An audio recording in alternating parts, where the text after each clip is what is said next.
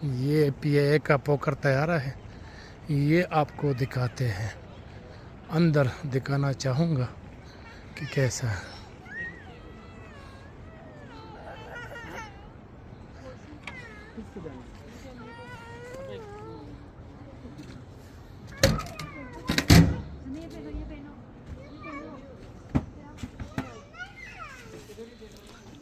अंदर ये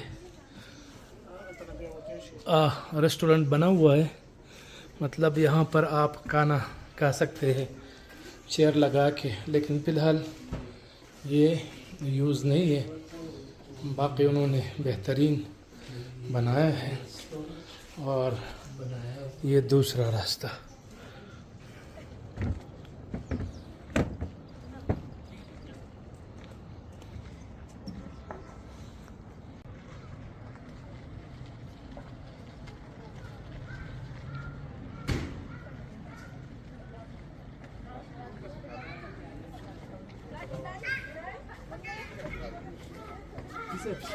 शुक्रिया।